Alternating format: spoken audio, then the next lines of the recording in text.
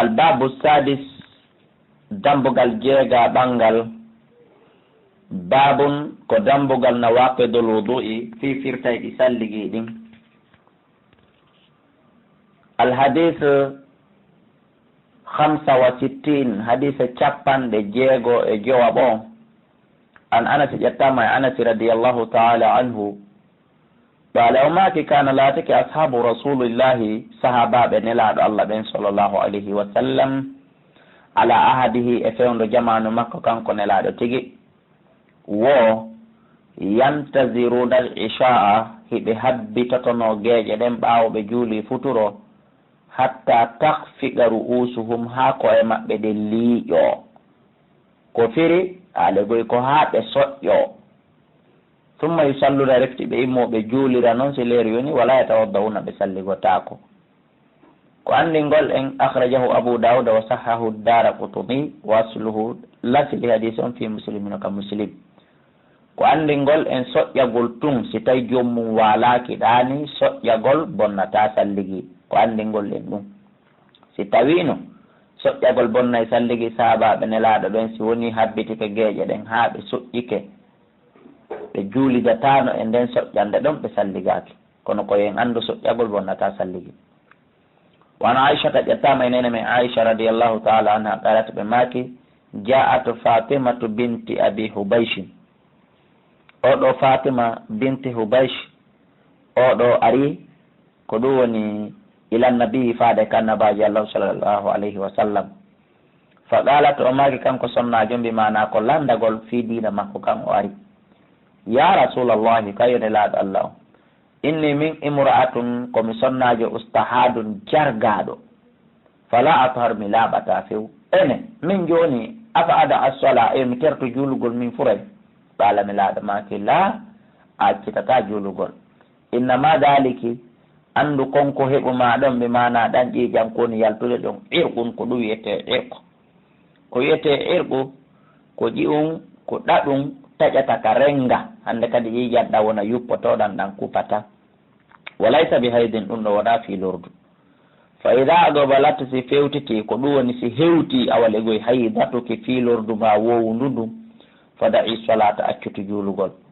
wa ida adbarat si tawi woni ndu hucciti filordu ko wowɗa kon feƴƴi fawsili anki lootu itta e ma addama ƴiƴan nan summa solli refti juula muttafaqun alayhi haray faamen ko wiyete ustahad ko wiyete jargagol ko sonnajo yiwɗo ella muɗum on haaka duwa lannude ɗon feƴƴi hani o kontini yiwgol balɗe ɗe o duwa yiwde ɗen timmi ɗe wowi yiwde ɗen timmi o kontini yiwgol ɗon ha ɗum yaari ko yaata jonte ma lebbi ma hitande ma duuɓi ko ɗum ɗo wiyete ustahad ko ɗum ɗo wiyete jargagol o sonnajo noon arɗo landine laaɗo ngal landal tawi mo heeɓi on probléme o inni joni min simi tertoto juulgol par ce que no anda sonnajo fiilotoɗo eɗen andi juulata oɗo noon landi joni so tertoto julde ɓa kanko ɗum ɗo woni ko duumi makko ne laaɗi maki no ɗum ɗo wona fiilaye ɗum ɗon ko irko be mana ko ɗa ɗum taƴi kare ngama ko ɗum woni tuttude ɗan ƴiƴam haray ko waɗata ñalɗi ɗi wowɗa fiilade ɗin si hewti bi mana si tawi ko balɗe joyi o wowno fiilade masi ko jeego masi ko jeeɗɗi e nder lewru kala si ɗen ɗon hewti haray ko yo accutu julde nden si tawi woni ɗen ɗon timmi ko ɗum woni adbarat on haalegoy si ɗen ɗon hucci balɗe joyi ko owi kon timmi ma jeego hande kadi ko yo looto o juula e nder ko lotto kon haray gasi ƴiƴan hino yuppade ɗon kono ella ala haray o juulide e mum haray kanko ko yo hawtidir fana e alansara o juula ko yo looto longal ka fana o juula fana o juula alansara o hawtidira kadi alansara e geeƴe o waɗa lootande wotere o juula hay tawi woni e nder ko gayni salligade kon ɗo yo juuluma e nder ko juulata kon ƴiƴan tan no yaltude haray ɗum ɗon lorrata haray ɗum ɗon bonnata julde makko nden kowoni kanko o salligota ko ha leer yona haray ko ni woniri ko ni wonno gerdata kala sonnajo heɓuɗo on ɗon ella haray ko ni woni no gerdata si ɓay noon ɓe inni en ɗo si fiilordu ma ndum fewtiti accuto julde si ndu hucciti fuɗɗito looto fuɗɗitoɗa julde ɗum ɗo ko sonnajo tawno ɗo fuɗɗike fiilade hara himo andi e mbere balɗe ko wowi fiilade tawɗo ko e fuɗɗagol fiilaye o woni o anda kanko ko balɗe joyi ka ko jeego o fiiloto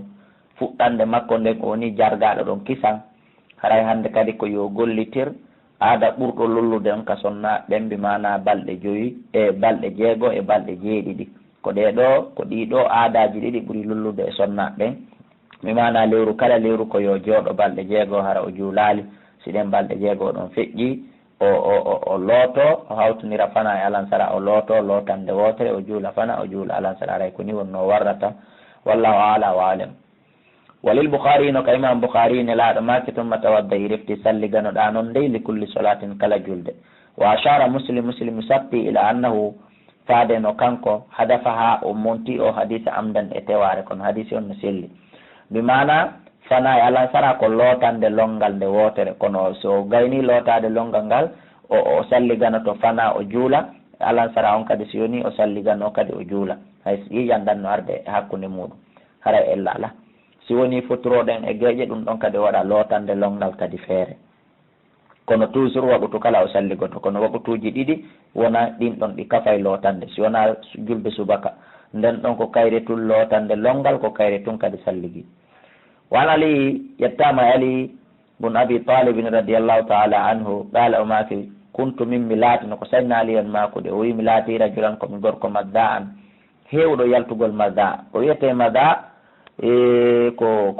ko nanditata e ndiyam mani kono na ndiyam mani tigi tigi ko ndihal ɓowrukal tosokal yaltay kal si mani o yalta ko ɗum wiyete madda an no woni riwaya go ko ndihal yaltay kal batte bawle ɗen ɗum ɗon fof no woni mada ɗum ɗon fof no wawi wiyede mada joni noon kanko saydna aliya o laati o wi ko noon mi wa'iri fa amartu mi yamiri miqdada an yas'ala annabiya sallallahu alaihi wasallam yo yawo landanolan nelaaɗo o andi kanko ene laaɗo ko ɓe esiraɓe haray waɗugol sifa ngal landal hakkude maɓɓe aray no metti fi fa sa'alahu kanko miqdado ari o landi nelaaɗo fa gala nelaaɗo make non lootagol longal ala e ɗum fihi lwudu ko salligi woni ɗum ko andingol en mada on si yalti e goɗɗo haray ɗum ɗon waɗɗinali mo lootagol longal kono noon haray o salligoto haray salligi boni muttafaqun alayhi wa lafzu lil Bukhari. wan Aisha tajattama enene min Aisha radiyallahu ta'ala anha anna nabiyya wonde annabajo Allah sallallahu alayhi wa sallama ɗabbala ɓe nunnike ba'da nisa'ihi yoga e sonnaɓe maɓɓe ɓen ɓaawo ɓe gayni salligade few summa kharaja refti ɓe yalti ila solati ɓe ka julde walam yatawadda ɓe salligaki ko andingol e nunnagol ɓeygu mum ɗum bonnata salligi kono noon koye taw hara ko aaden wawɗo huuri mum wona wonɗo o wonɗo sa salligi ke ha moƴƴi fi ko nunnotoɗa ɓeygu ma tawi woni ɗa wawi hoorema a feƴƴali ka nunnagol haray ɗum ɗon bonnata salligi ma nelaɗo laatinoke hino waɗayno ɗum. akhrajahu ahmadu wa da'afahu lo'ini hadis on al-Bukhari imam Bukhari. wa an abi hurairata ƴettama e aba hurairata radiallahu taala anhu qala o maki qala rasulullahi sallallahu alaihi wasallam nelaɗo Allah o maki ida wajada ahadukum si goɗɗo e moɗon heeɓi fi batni ka nder reedu makko shay'an goɗɗum bi mana so goɗɗo nani hito ka nder reedu mum andi kenen go nanayi goɗɗum unso ka nder reedu ƴettaɗa jonniɗaɗa ko ɗum woni ko faanda ɗon haray kon ɗum fa askala alayhi jilɓanimo ene ko hindu o itti ka ko reedu ndun sonki ka ko goɗɗum waɗi fa askala alayhi jilɓanimo a kharaja ene yalti minhu iwi e makko shay'un goɗɗum am la ka yaltade ne laaɗo Allah maki si goɗɗo e mo heeɓi sifa o action o nani hito goɗɗum waɗi unsike ka nder reedu makko o jiɓike ene hendu yalti ka hendu yaltali ne laaɗo maki fala yahuru janna wota o yaltu dey wota o yaltu fes minal masjidi o wiya ka juulirde hara yo continue o hoolo o tabintina wonde salligi makko bonali hatta yasma sawtan ha o nana hito mbimana hendu aligoy ha o nana hito hito fuyitere accon hakke aw yejida ma o heɓa rihan ko wiyete kon hendu mbimana ha lungol luuɓa mo lungol hendu luuɓa mo akhrajahu Muslim. si on tigi nani to reedu makko ndun no sonka o miijike o jiɗike est ce que goɗɗum yalti e makko ka yaltali e makko ko yo maho goɗɗum yaltali en tant que o nanali hito fuyitere laaɓunde ka noppi makko ma o heɓa lungol fuyitere ka kine makko haray yo hoolo hoɗɗo salligi makko bonal ko yo konti ko andingol ɗen sifa ɗin action ji ɗon kadi bonnata salligi. wa an talq ƴettama e talq bun ali radiallahu taala anhu qala maki qala rajulun gorko go wi nelaɗo masattu zakari mi memi awra an on aw qala ma ɗum o wi nelaɗo arrajulu gorko darano yamussu dakara wimo memago wi awra makko on fi solati ka julde enen mo waɗi ɗum alayhi wudu'un haray salligino fawimo fa qala nabiyu sallah alih sallam nelaɗo allah on jaabi la o oye salligi ɗum ɗon bonnata salligi innama huwa andu awra ma o bid'atun ɗum ko teral min ka jeeya ɗum e ɓandu ma ndu wanoniri noon goɗɗo si memi junngo mum ma koyngal mum ma hoore mum bonnatamo salligi ko wano noon ɗon kadi akhrajahu al-khamsatu ko joɓɓen ko yaltini hadis on wa sahahu sellinimo ibnu hibban wa qala ibnu al-madini o ɗo wi'i huwa ahsan wo ko hadise ɗo ɓuuri sellude min hadisi basurata ndi hadisi basurata on en hewto e joni e ko ɗum woni e hadisi busurata on en hewto emo joni yeeso on ɗon ton ɓe inni wonde manna si gorko mimi awra mum on haray ɗum ɗon bonna e salligi kono si en hewtoyi ɗon joni en hawtodira e hadiseje ɗen ɗiɗi tawon kanje ɗiɗi kala hay goto fenna goɗɗo heno hadise on ɗo toode wan busrata ƴettama e busrata binti safwan ɓiɗɗo safwan wandi basrata ko sonnajo radiallahu taala anha yo allah wele mo anna rasulallahi wonde wo nelaɗo allah sallllahu alayhi wa sallam qaala ɓe maaki man massa dakaraw kala memuɗo awra mum on falyatawadda haray ko yo salligo akhrajahu al-khamsatu ko joɓɓe yaltini hadis on wa sahahu tirmidi wa ibn hibban wa qala al-bukhari imam bukhari maki huwa asahhu shay'in wo ko ɗum ɗo ɓuuri sellude e kala hunde fi hada al-babi kon ko e nder ngal dambugal joni hadis talq bun ali on holli en si gorko memi awra mum on bonnata salligi ɗum nafus hadis busrata bun safwana on holli en si gorko memi salligi makko awra makko on haray salligi boni o salligoto hadiseje ɗen ɗiɗi ɗe fo hiɗe selli mi mana ko memirɗo fi sahaw ko nden memande ɗon ko nden bonnata salligi haray ɗon mo memiri fi sahaw fi memmingol sahaw haray ko hadise busrata on gollitirten haray ɗum ɗon bonnay salligi koyo salligo amma memirɗo tun ɓe mana fi wano ko goɗɗo ŋañata ɓandu mum ko hedditi ma ko goɗɗo to ŋañata ɓandu mum wi'iren noon haray nden memande ɗon bonnata haray ɗon ko hadis talko bun ali yo woni ko gollitirten on faami ka figi won haray no metti fi wan aishata ƴettama e nene men aicha radiallahu taala anha yo allah wele ɓe anna rasulullahi wonde nelaɗo allah sallallah alih w sallam qala ɓe maki man asabahu qay'un kala ommo turre fooli kala ommo heɓi turre aw ru'afun ma tuƴƴugol aw galsun ma ɗum bolke aw madiyun ma ɗum madiyu ndi hal yaltay kalkal si bawle ɗen yalta ma yaltay kalkal batte bawle ɗen ko ɗum madiy haray falyan sarif haray ko yo woncito falyatawadda yo salli ko bimana simo e nder julde nden haray ko yo accutu o yaha o salligo so salligi ko ari thumma liyabni ala salati refti o ara o maho e hoore julde makko nden wawa tawa kanko noon fi dalika hakkude ɗum la yatakallam hara o wawlaali akhraja ibnu majah wa da'afahu ahmad wa gayru ko andingol en turre e tuƴƴugol e bolke e madiyu si ɗum ɗo waɗi goɗɗo tawi woni koko tiiɗi so tawi woni turre nden ma bolke ɗen koko tiiɗi par ce que o andi e nder emagol ngol tuuta hawnake goɗɗum kadi yaltora ka nder duburi ko andingol ɗen si ɗum ɗo waɗi goɗɗo tiiɗi ma tuƴƴugol ƴiiƴa ko wiyete tuƴƴugol koyo ƴiiƴan yaltuka kini on tigi ko alda e barmugol ƴiiƴanɗa yaltira ninamani si ɗiɗo heeɓi goɗɗo tawi ko tiiɗuɗi mi mana ɗuuɗi ko andingol ɗen ɗum ɗo bonna e salligi haray si salligi on boni haray ko yo accutu julde nden o salminta o wiyata assalamu aleykum o yaha o heeɗintina salligi makko o ara o kontina ka o wonno ɗon sika ka darde ɗimmere o wonno misal o ara o tokkito ka ɗimmere sika ka ruku o wonno ara o tokkito ka ruku ka o wonno ɗon o juula ha o gayna o kontina julde makko nden wo kono noon o wowlata hakkude ɗum ɗo misal so acciti julde nden o yeehi e nder salligi on o wowli toon tawnani potiri ɗum ɓeydanela ndiyan ɗo kon to catale ɗen woni e ko nandita tawi ɗum ɗon haray ɗon julde nden boni so ari ko yo fuɗɗito ma si o salminno si o yalti haray ɗon kadi julde nden boni so ari ko yo fuɗɗito koyo taw hara o salminano o wolano haala hunde kadi ha o hewtiti haray ɗon so ari no selli ka o fuɗɗitoto e nder julde makko nden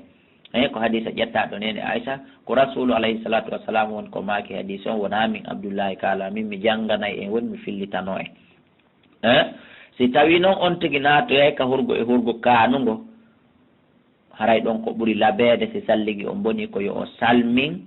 o yalta e julde nden few o yaha noon ka hurgo o laɓɓintino ha moƴƴa o ara o juula ko fi on ɗum on andi si on tigi salminama aray o yaltiti e julde nden aray mi wondi e julde nden jon noon so yaadi e mayre e hurgo kanu ngo aray ɗon en wiyata no harmi kono aray ɗon no kaani o ƴetti dewal ngal o yaadi e muɗum e nder hurgo kanu ngo ngon haray ɗon laɓaka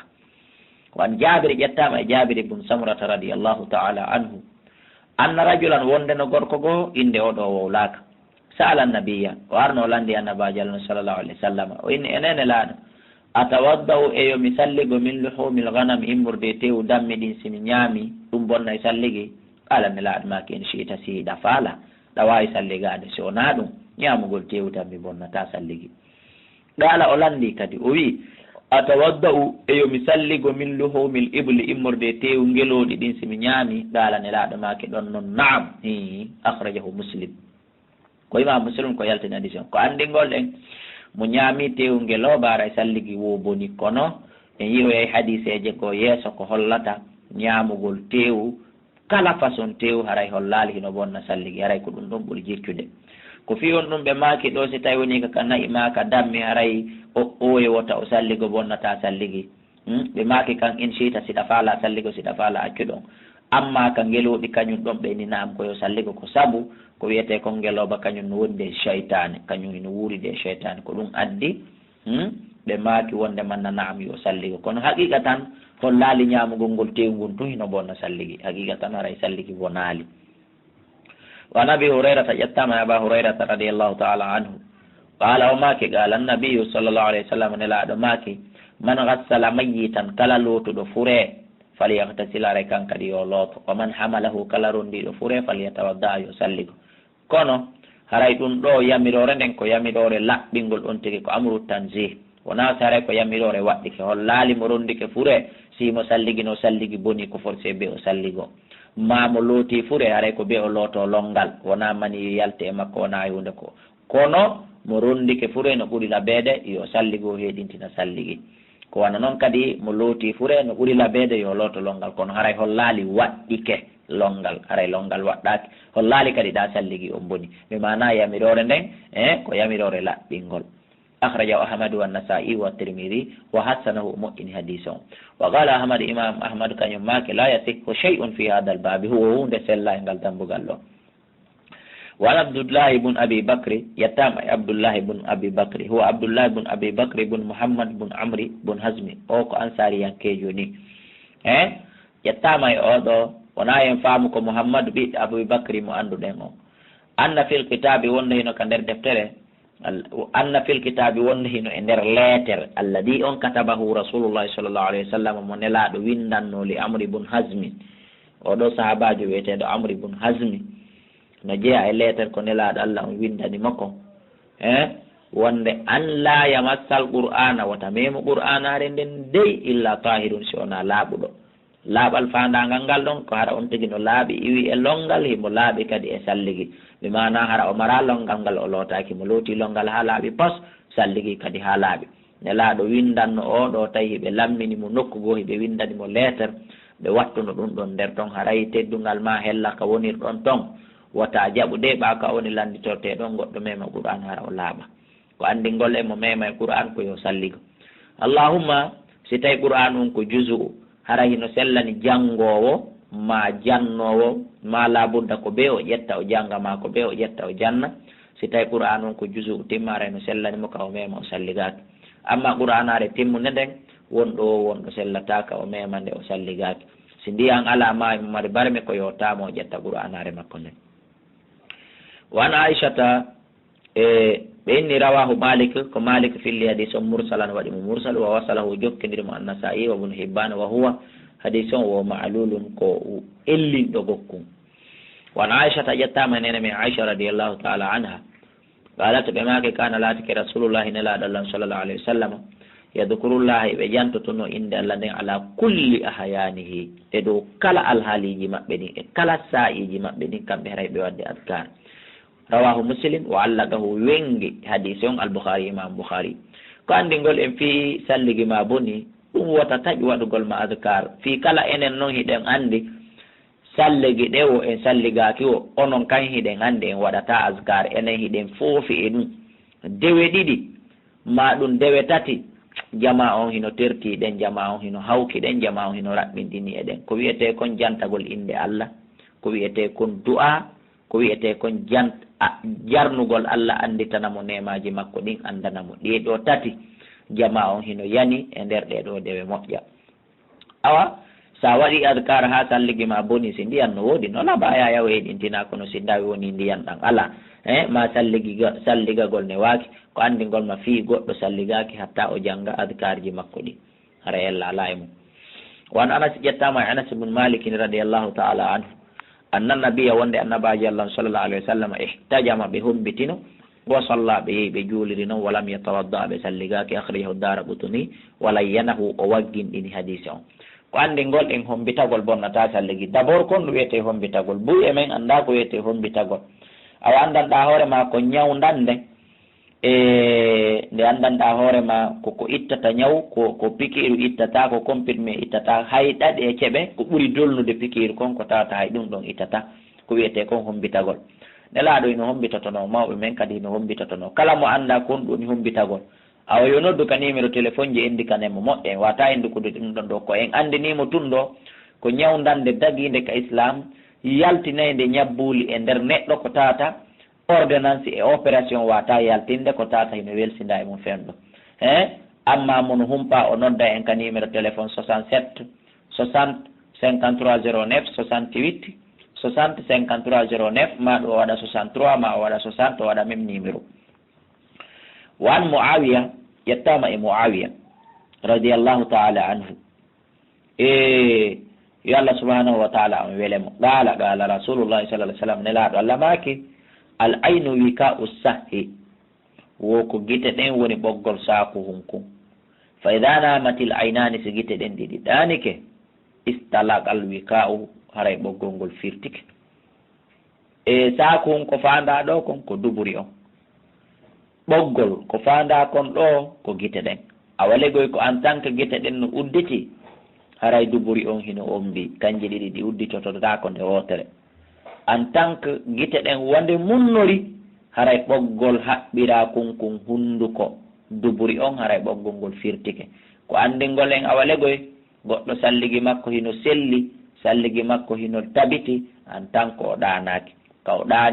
ɗani wo haray koyo en andu salligi makko boni par ce que saako hum maray kon salligi kon haray kon yuppike haray ɓoggol ngol firtike ko andingol en deke tun goɗɗo ɗanike haray salligi makko boni ko yo heeɗintin wa zada ɓeydi wo wamannama kala ɗaniɗo fal yatawadda ko yo salligo tawi tun ɗoygol ngol tiiɗi wona soƴƴagol amma soƴƴagol nataka ɗoygol ɗe andi soƴƴagol e ɗanagol na gotum wa hada ɗum ɗo wa hada ziyadatu nde ɓeydande ɗo fi hadal hadis e nder o hadis inda abi dawuda ka abi dawuda min hadis ali immorde hadis ali duna qawlihi ko alda e konngol makko wigol ngol istalagal wika'u wondere kaɓɓum kon firtike ɓoggol ngol firtike wa fi kulli isnadayni wo kono hino nden tugorɗe ɗen ɗiɗi kala hadisa ƴetta ɗon e Muawiya e ko ɓeyda kon ka imamu Tabari e ko ɓeyda kon e jungo ɓeɗo wo ɗen tugorɗe ɗon ɗiɗi kala wolo ere hino e mu'um wali abi dawuda en ka abi dawuda aidan kadi an ibn abbas ko ƴetta abdullah ibn abbas radiallahu taala anhuma yalla wele ɓe marfu'an hadise on ko ɓantaɗo wo innamal wudu'a ande salligi ko fawi wona ɗaniɗo wo ɗaniɗo na façon ɗoygol alaman ɗama alaman nama wo koye dow on ɗaniɗo mudu taji an hara ko o waaliɗo lef ma dow a wawi tawina waaliɗo hayso ko jooɗiɗo ma soɓɓiniɗo hara himo ɓaari net ko oɗo si ɗanike ko oɗo haray woni ko salligi fawi par ce que haray oɗo ino préparé ha moƴƴa deke tum ɓandu ndum waalike fotike ande kadi budde ɗen udditotoon haray duburu on udditotoon amma ko goɗɗo jooɗoto hara o jooɗaki moƴƴa o soƴƴo ɗon ma o ɗano ɗon gokkum haray ngol ɗon wata bonde salligi ko fewno haray mo contrôle hoore makko kala tawɗo walaki mbaldi sahawnidi haray ko ɓuri kon si goɗɗum waɗimo anday ko tawɗo ino waali sahawni waali lef goɗɗum alamu nurƴude o ɓittaki hay e hunde on ɗon ɗanoto ɗon goɗɗum waɗara o andali pew amma tawɗo ko soɓɓindiɗo tunni ma ko ƴuɓiɗo ma ko jooɗiɗo